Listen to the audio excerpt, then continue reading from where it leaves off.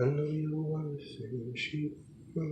Hey guys, welcome back to I Will Wander. If you've watched a few of these, you know that if I have this shirt on, it means it's a painting day, which it is. Gonna do my usual acrylic, but not acrylic pour. Gonna put the acrylics out onto the canvas and then manipulate them with a metal scraper thing. I can never remember what you call those things. Metal scraper things. One other requirement is that I have my coffee going, which I do. I don't think that's going to work. Nope, I'm going to move that over. Pardon the interruption.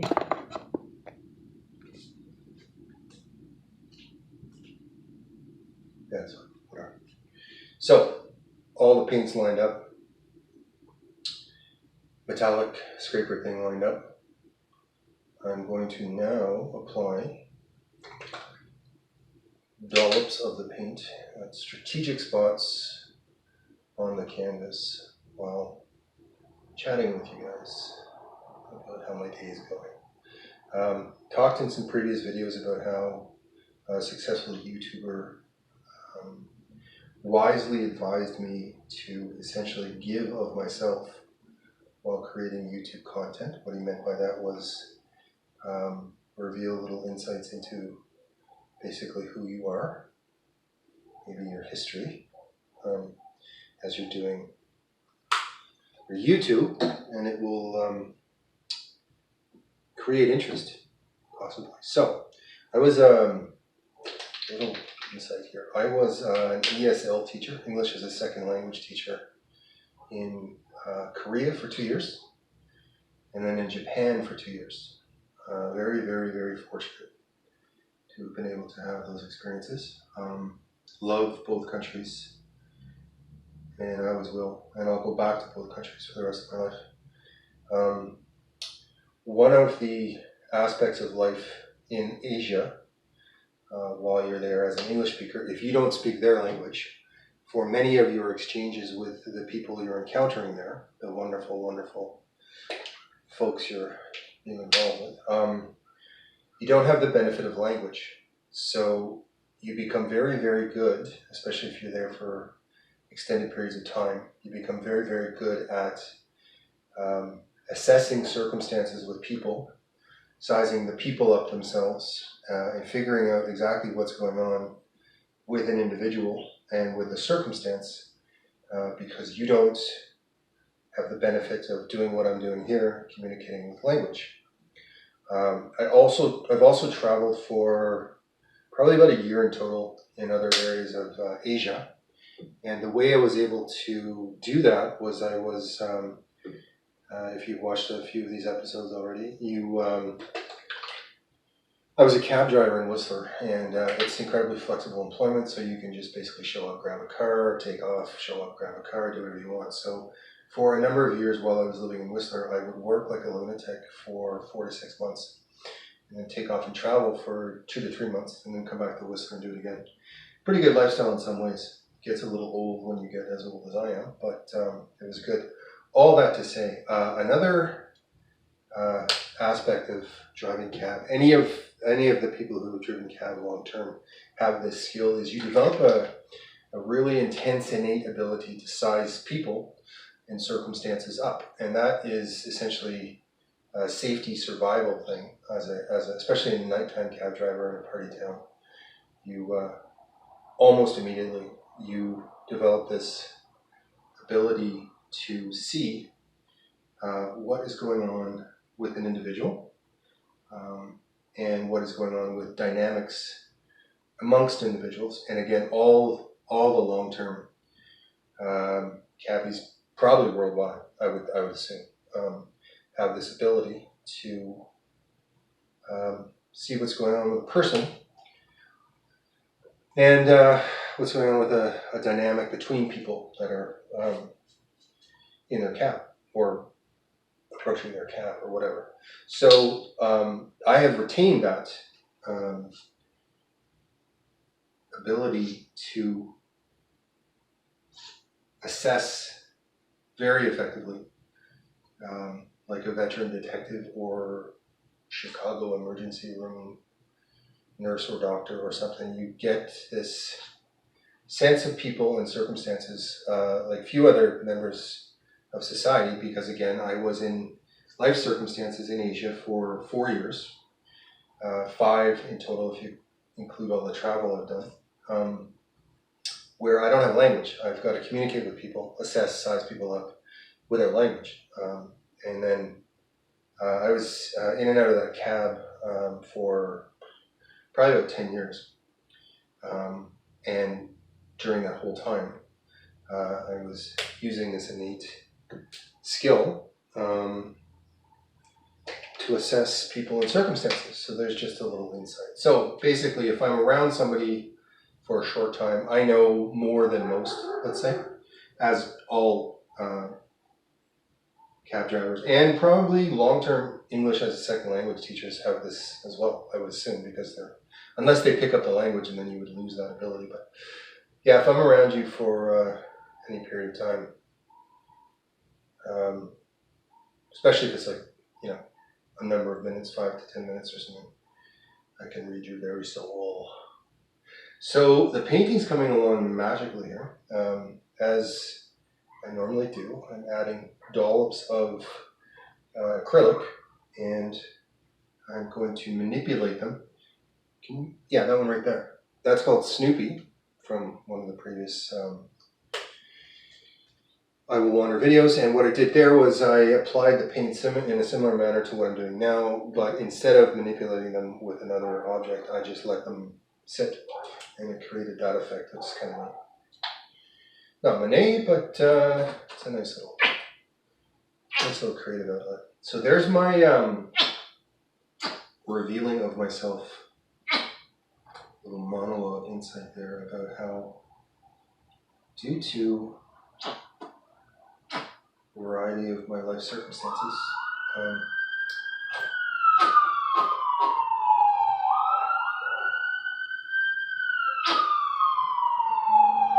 give me a second.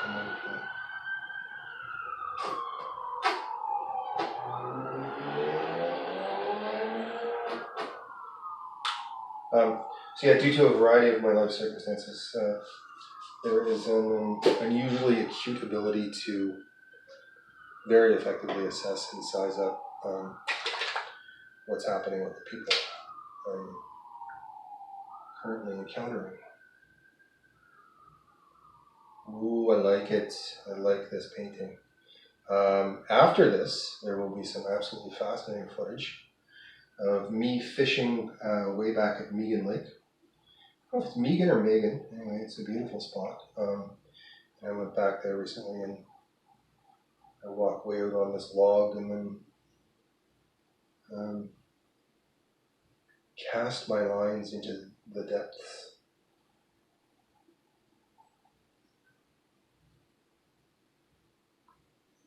Unsuccessfully, but that's okay. Fishing is therapy to me. I'm not really excited about whether or not I catch anything. So, in all probability, what I'm going to do from this point on is speed up the footage a little bit, because that's enough of me putting paint down and revealing of myself.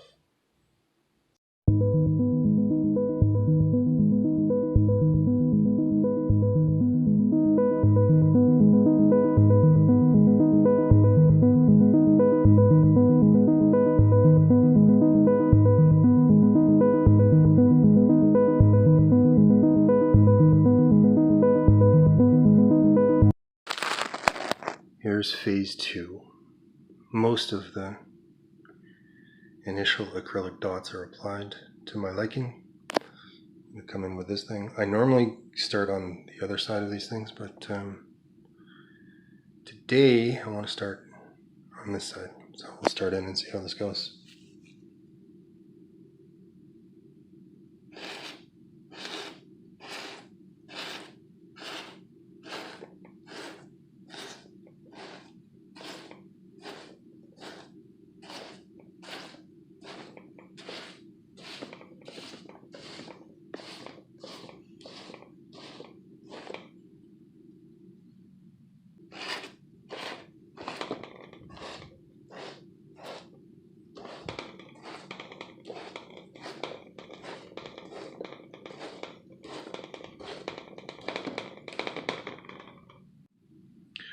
Here is the first draft, I guess you'd call it, of the painting I just finished.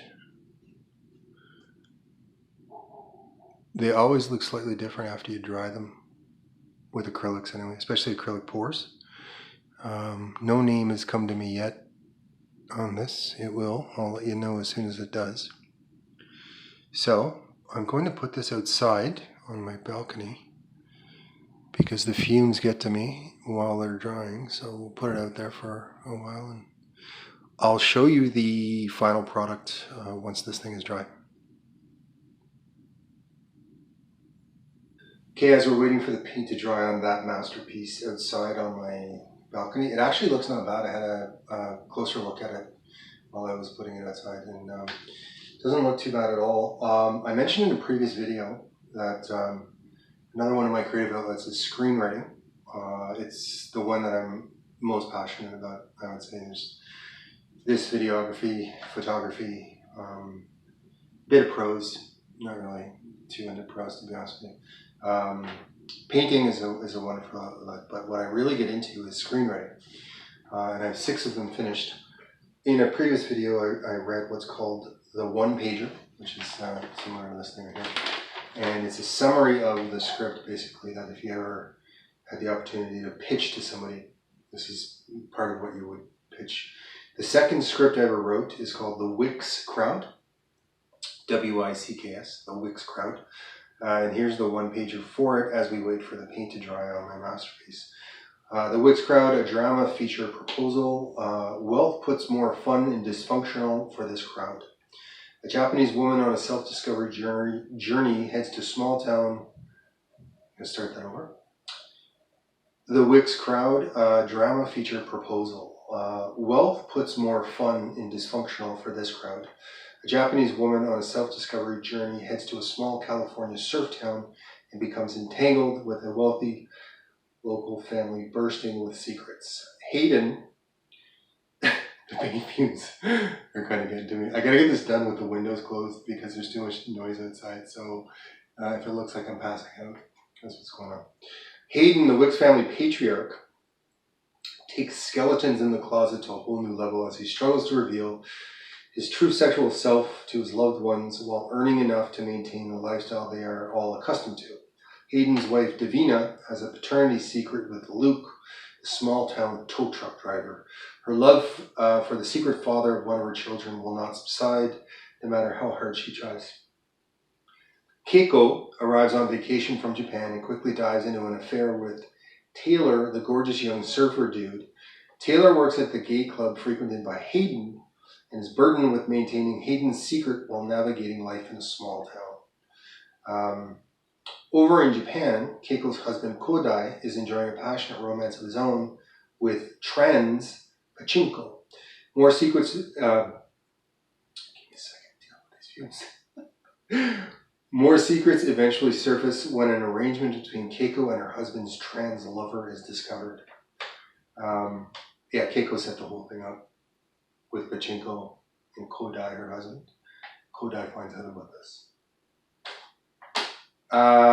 Dual tragedies play out simultaneously in small-town California and in Japan as erotic explorations go too far and the betrayals of hidden arrangements are discovered. After returning to Japan, Keiko goes back to the exact spot where she was introduced in the opening scene. Viewers are left wondering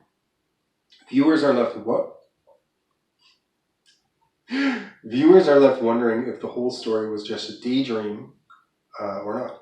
Beaches, waves, and surfing are integral, consistent aspects of the plotline. Scenery and several of the characters themselves in this modern piece, which can be shot on a very limited budget. I kept getting this image of a woman in a cafe in Japan, and she's got a musical instrument, probably a violin, sitting beside her. I kept getting this in my head. And she's sitting there having a cup of tea in a very proper Japanese style. And you see her from across the street initially, and then you go cut to inside, and it's raining outside, and she's sitting there daydreaming. And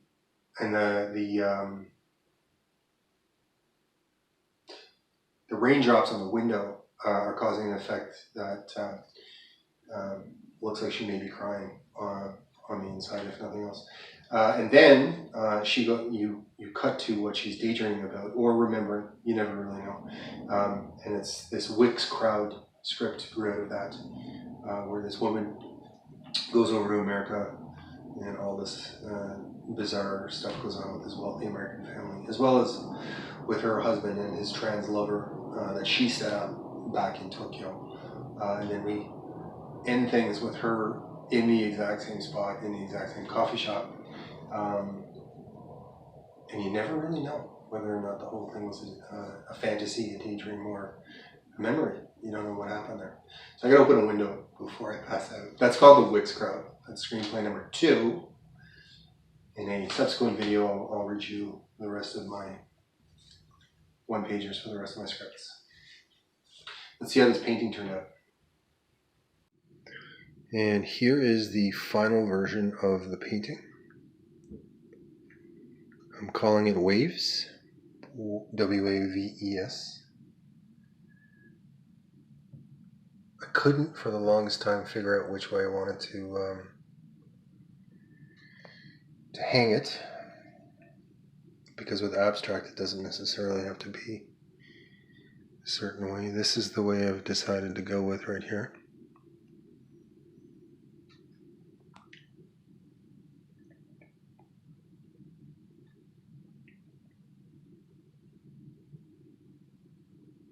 And that's Waves. Thanks for watching, guys. If you haven't already, if you could take a moment to like and subscribe. I'll see you in a couple days.